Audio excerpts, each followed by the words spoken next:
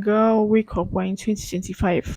Those salons you go to, I know they do not use heat protectants, but they use an expired relaxer on my hair. I used to go band for band with the hairstylists. All those product build up, that's what's causing all those scalp irritation. The hairstylists, hairdressers, they hate to see me coming. Tell them I don't like how you're combing that hair when it's wet. Don't listen to any hairstylist that tells you, oh, stop telling me what to do. I know my job. I know what I'm doing. Not after watching my video, you now still go and sit down and let them do all those things. If you try that, you will lose all your hair. If you're relaxing your hair, let me tell you, your relaxer routine might be secretly ruining your hair. Don't make these mistakes. In this video, I'm going to be revealing the common mistakes you make or you let your hairstylist make whenever you're relaxing your hair. And I'm also going to be sharing practical ways to avoid them. Now let's jump right into mistake number one. Leaving relaxer on for too long. Okay, I'm going to use myself as an example. I'm coming here to call you out, but I'm also calling myself out. There was a time in like 2017, I was working in a hair salon. I was basically an apprentice, I was learning work. But then that particular day, I had to get my hair relaxed. Do you know that I left to relax on my hair for 6 hours? 6 freaking hours. Relaxer was on my hair. Do you know why I even let it stay that long? Because my hair has so much volume, so much thickness. That's what makes it stubborn. So you know the popular myth now. The popular thing that we know is if you want to know when it is time for you to wash off your relaxer, it will start itching you, it will start irritating you, peppering you. So in the process of waiting for this relaxer to start peppering me, I let this thing stay on my hair for 6 freaking hours. Please don't do that. 1 hour self is too much. You have no reason to carry your hair on for that long. You might be wondering what happened when I washed it off. Nothing. Nothing. But I would never ever ever try that again. Not now, not in the future. Thinking about it now, I didn't even know what gave me morale to do that. I even forgot that relaxer was on my hair. People were asking me, is this not itching you? I'm like, no, it's not itching me. It's not time to wash it yet. Leaving the relaxer on your hair for that long will make it over processed. When your hair is over processed, you experience so much dryness on that hair. There are even high chances that you get chemical burn. You know the chemicals in relaxers basically make your hair so weak. You experience so much breakage. So do not for any reason let relaxer be on your hair for that long. So instead of relying solely on just your instincts or recommended time that your hairstylist tells you, just check the pack of that relaxer that you're using. If it's a Such Mega Growth relaxer, check on the pack, check on the back of it. There's always a recommended time that the manufacturer of that particular relaxer states on the pack. So do not exceed it. The people that made it know how long they want you to carry it. So if you're carrying the relaxer on your hair for something that is more than what they have recommended, anything that comes your way, you take it. So do not make that mistake. Before I move on to the next tip, if you are new on this channel or if you see my face for the first time, hola, it's Chubby Girl in Transit. My name is Ifoma. I create easy to follow hair care routines and tips to help the girlies with relaxed hair grow healthier, stronger, and more beautiful hair.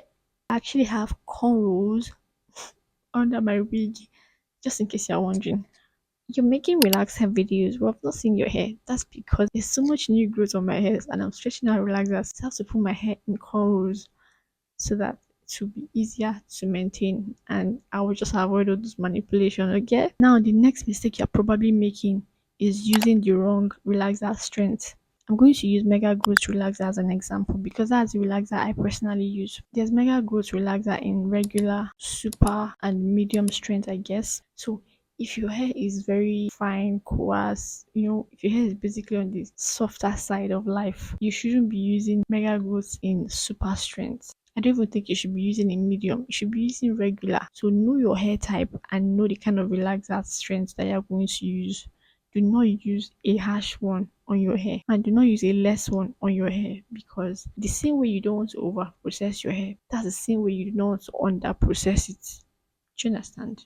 Okay, if these words are too big, I'm here to simplify it for you. Under processing is when you relax your hair and it is still very much hard, like the new goods are not processed. Like you did not let it process for long and you wash off the relaxer. Over processing is now when you leave the relaxer on for too long that it now like gives you chemical burn. You notice some burns on your scalp.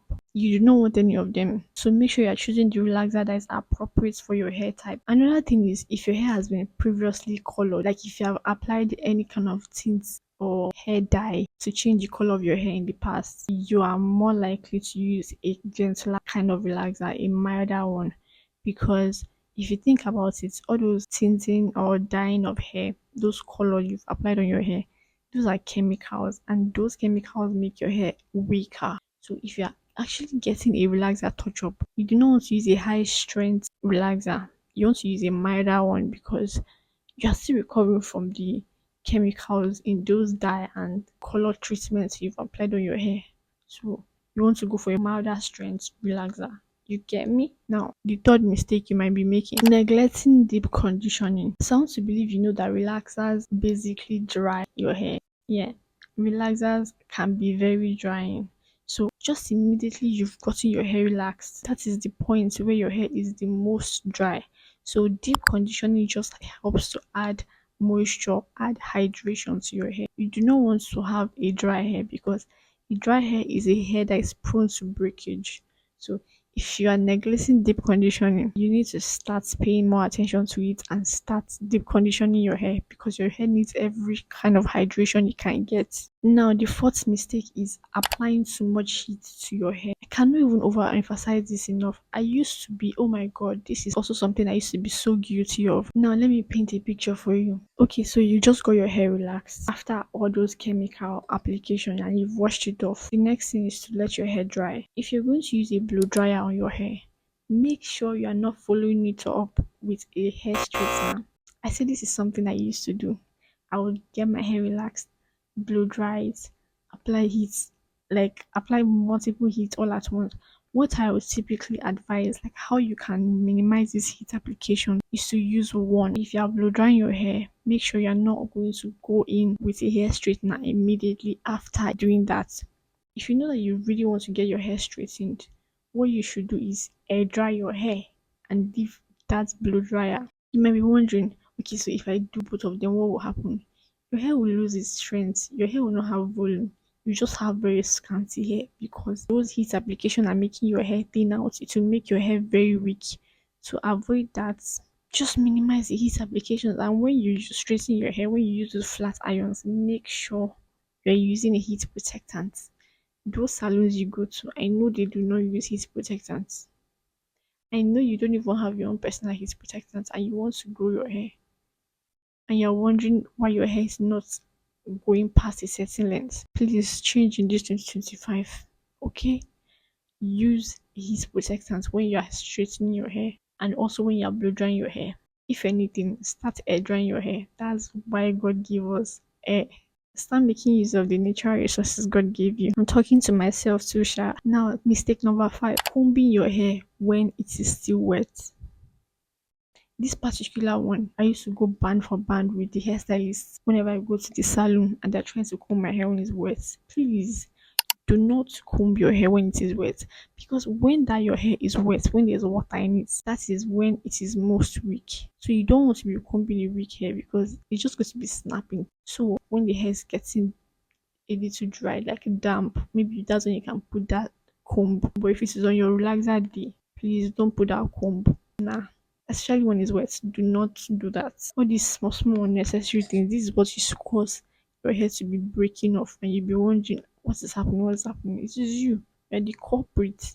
Mistake number 6. Products buildup can irritate the scalp, and this is what just hinders your entire hair growth. If you're not washing off the chemicals from the relaxer properly, there's no way it will not cause breakage on your hair. This has also happened to me.